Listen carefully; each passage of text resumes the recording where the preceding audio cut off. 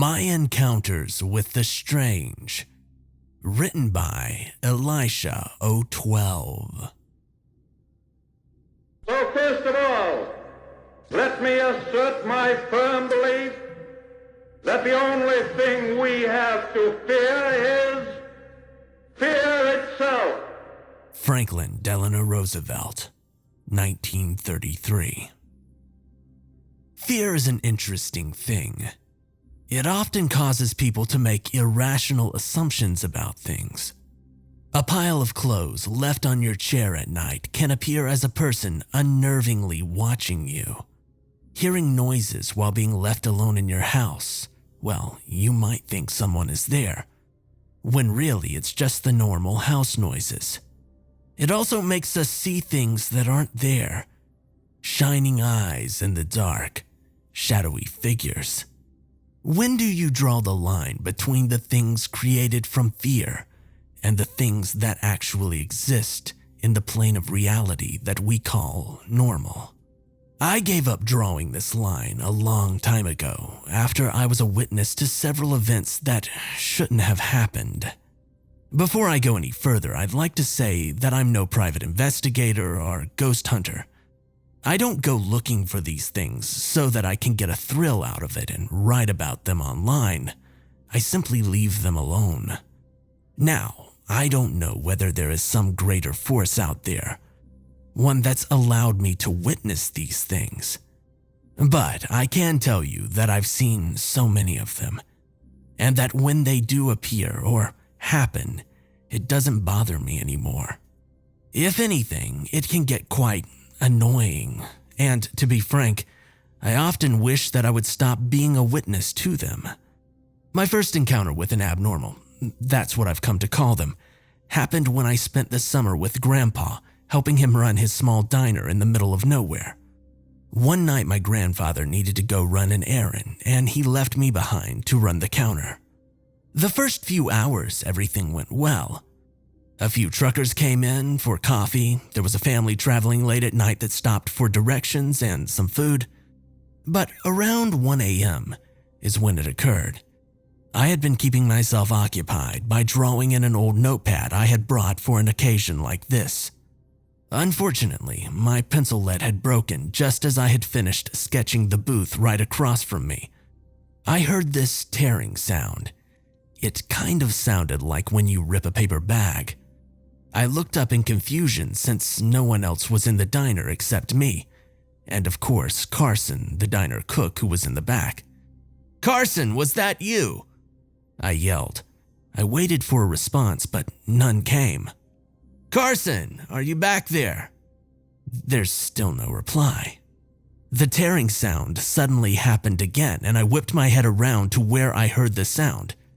At first, I couldn't process what I was looking at.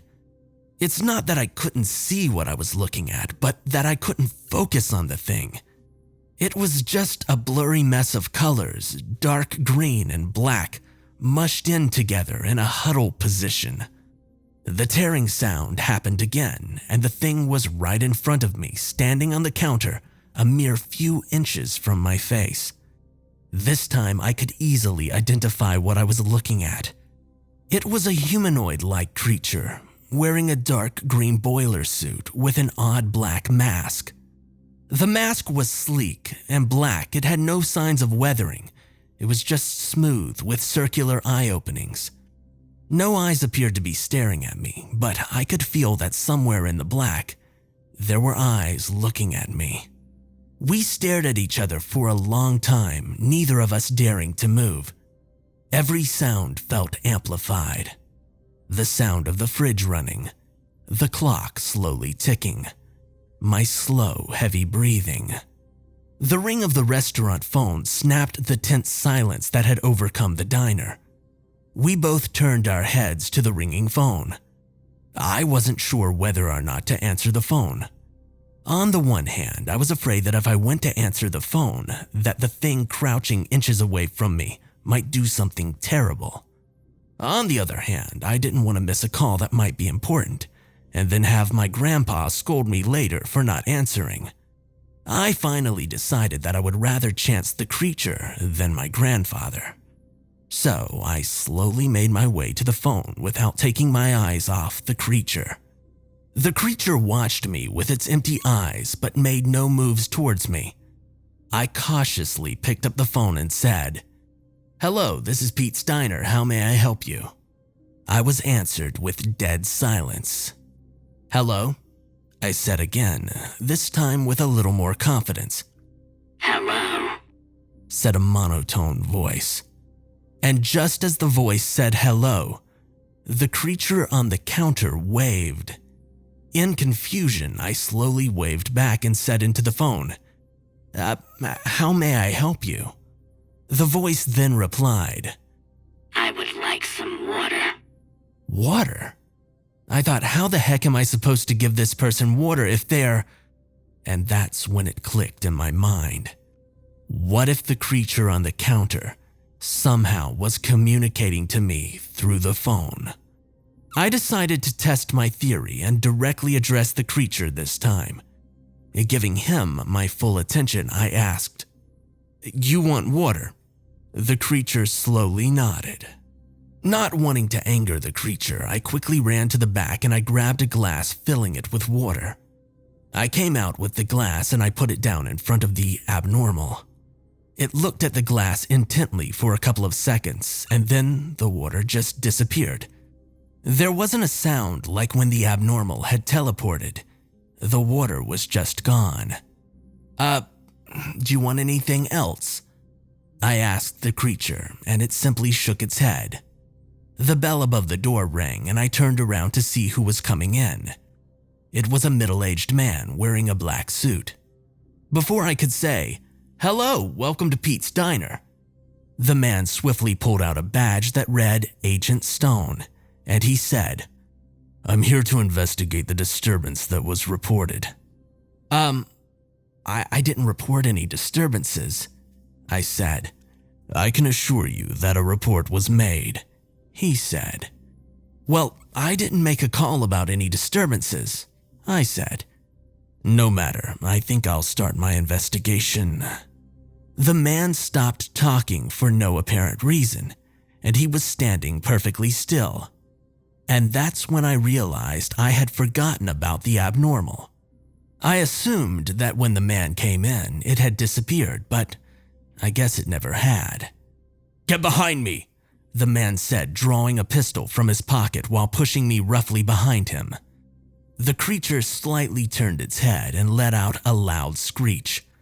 The man then fired 2 shots, and only 2 shots, because before he could pull the trigger for a third time, he combusted into a flame of extraordinary colors, the likes of which I've never seen.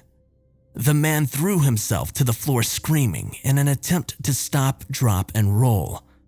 But his efforts had little effect on the flame that consumed him. He eventually stopped moving. His body was lifeless.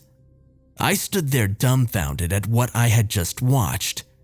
This couldn't be real. I didn't just watch a man get burned alive. Suddenly, a scream interrupted my thoughts. The man was still alive. His clothes and skin somehow managed to be perfectly intact. "Help me, you fool! Can't you see I'm burning up?" said the man angrily. But you're not on fire." "Not on fire? Not on fire?" "Yeah."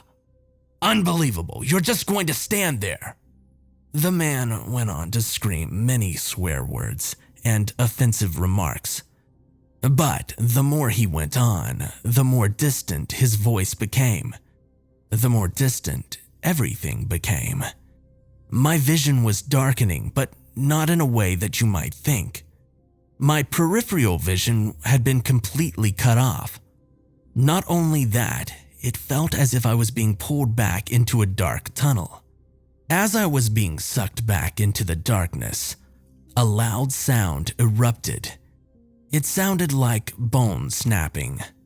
Then, for a split second, everything in my vision glitched like an old computer malfunctioning. I lurched forward onto the counter. Sweat dripped down my face, and I was shaking. Had I just dreamed all of that? I must have. There's no way that could have happened. Slightly relieved, I went to get a drink of water to help further calm myself. I grabbed the cup off the counter that the abnormal had used and I made my way into the kitchen. Wait a second, I thought to myself. Why in the world was there an empty cup on the counter? I had cleared the entire counter before I gave the thing a glass of water. I ran back to where the creature had been to investigate. There were no signs of anything except for a large pair of footprints on the countertop. Not wanting to have to answer any questions, I quickly went and grabbed a wet rag and I wiped off the counter.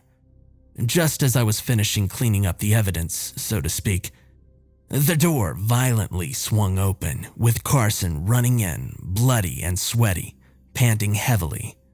He closed the door, locking it, and then proceeded to collapse onto the tile floor. I ran over to him, checking his pulse to see if he was still breathing. Thankfully, he was, and by the time the ambulance arrived, he had regained consciousness. When asked why he was covered in blood and why his clothes were torn, he said that one minute he was in the kitchen cleaning, and then the next minute he was being chased by these horrible little green creatures. They were armed with spears and were stabbing him. He was able to make it back to the diner by following the blue light that had ascended from the stars. The police, of course, wrote this off as some type of insanity based on substance abuse, and they made Carson go in for a drug test. Surprisingly, his test came back negative. Perplexed, the police simply kept the incident on the low profile, not wanting to cause more attention to the case than necessary. Carson quit his job shortly after that, leaving the diner without a cook, and I went back to my parents a couple of weeks later. I never mentioned the incident, deciding that I didn't want to cause my grandfather any more stress. And that's the story of my first encounter with an abnormal. Ever since then, I've had one encounter after another, each one being stranger than the last.